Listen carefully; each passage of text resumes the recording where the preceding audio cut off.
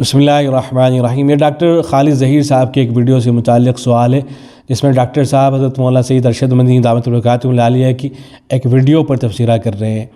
حضرت مولانا سید ارشد مدنی دامت برکاتہ العالیہ کی وہ مشہور ویڈیو ہے جس میں حضرت مولانا فرماتے ہیں کہ اگر کوئی طالب علم علماء دیوبند کے مسلک پر ہو تو میں اسے حدیث کی اجازت دیتا ہوں، لیکن اگر کوئی اپنے آپ کو مجتہد مطلق سمجھتا ہو تو میں اسے حدیث کی اجازت نہیں دیتا ہوں۔ علماء دیوبند کے مسلک کو آنکھ بند کر کے مانتا ہو تو میں اس کو حدیث کی اجازت دیتا ہوں۔ اس طرح کی باتیں فرما رہے ہیں۔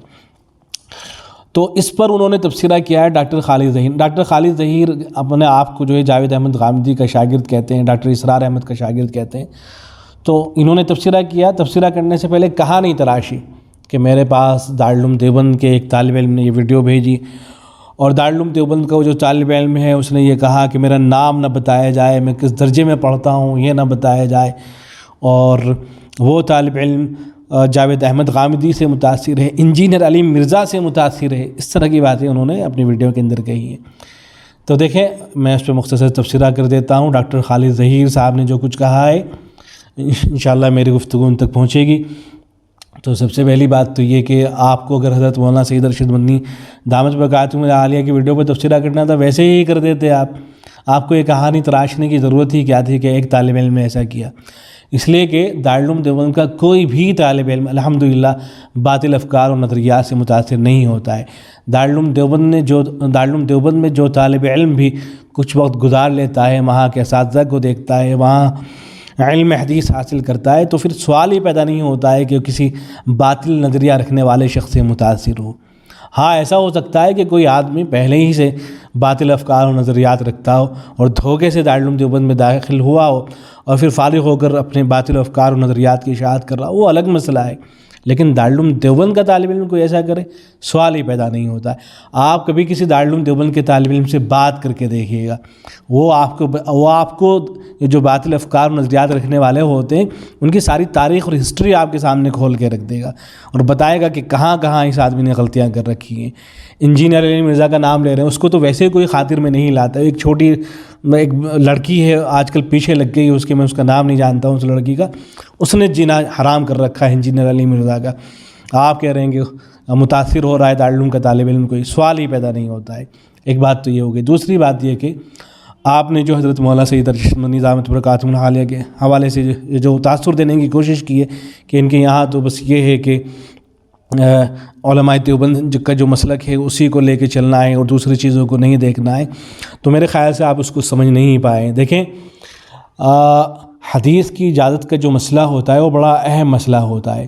کوئی بھی آدمی اگر وہ باطل افکار و نظریات رکھتا ہو تو ایسا نہیں ہوتا ہے کہ اس سے کہہ دیا جائے کہ ٹھیک ہے بھئی تم یہ افکار و نظریات بھی رکھو اور ہمارے تم شاگرد بھی ہوں۔ میں آپ سے ایک سوال کرتا ہوں، آپ مجھے بتائیے کہ اگر میں آپ کے پاس آؤں اور یہ کہوں کہ مجھے آپ سے محبت ہے، عقیدت ہے اور میں آپ کا شاگرد بننا چاہتا ہوں، لیکن میں جاوید احمد غامدی کو دلائل کی روشنی میں مسلمان نہیں سمجھتا ہوں۔ جاوید احمد غامدی ان کو آپ اپنا استاد کہتے ہیں اور میں کہتا ہوں کہ میں ان کو مسلمان ہی نہیں سمجھتا ہوں، اس لیے کہ وہ احادیث کے حوالے سے جو نقطہ نظر رکھتے ہیں وہ اس طرح کا نقطہ نظر ہے کہ اس سے جو دین کا ذخیرہ ہے سارا کا سارا اس سے آپ ہاتھ دھو لیں گے۔ وہ حضرت عیسیٰ علیہ السلام کی آمد ثانی کو نہیں مانتے ہیں، حضرت مہدی کو نہیں مانتے ہیں، اور ان کے جو متبعین ہیں ان کے نظریات تو اس طرح کے بھی ہیں کہ وہ شراب کی حرمت کے قائل نہیں ہیں۔ ان کا نظریہ یہی ہے کہ قرآن مجید نے صاف صاف لفظوں میں شراب کو جو ہے حرام قرار نہیں دیا ہے، اور بہت سے باطل افکار و نظریات ان کے ہاں پائے جاتے ہیں۔ تو میں اگر یہ کہوں کہ ان نظریات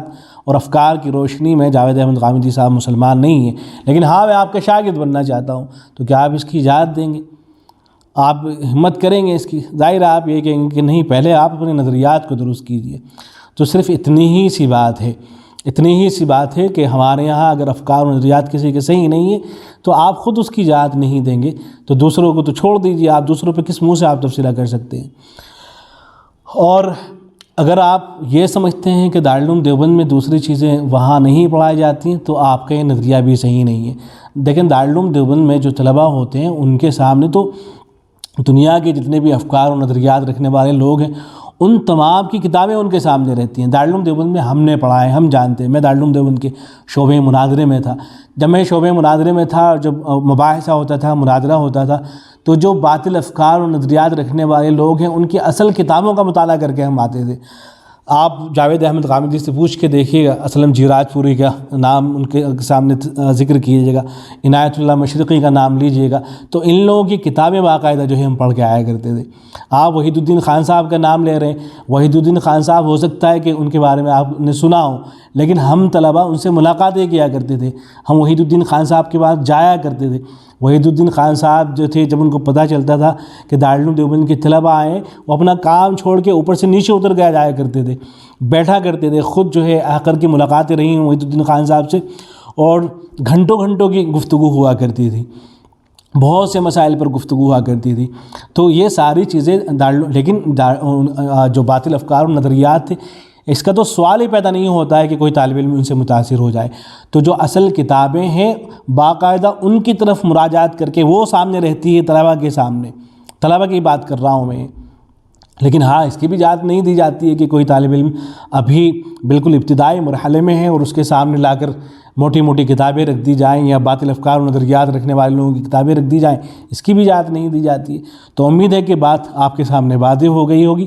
حضرت مولانا سید ارشد مدنی دامت برکاتہم العالیہ نے جو نقطہ نظر بیان کیا ہے کہ ہم ایسے لوگوں کو حدیث کی اجازت نہیں دیں گے کہ جو کچھ بھی نظریہ رکھتا ہو اور مجتہد مطلق بنا پھرتا ہو، اور علماء دیوبند ان کے حوالے سے اس کے افکار و نظریات کچھ بھی ہوں لیکن آگے کہے کہ میں تو آپ کا شاگرد بننا چاہتا ہوں، تو اس کی اجازت، حدیث کی اجازت اس کو بالکل نہیں دی جا سکتی ہے۔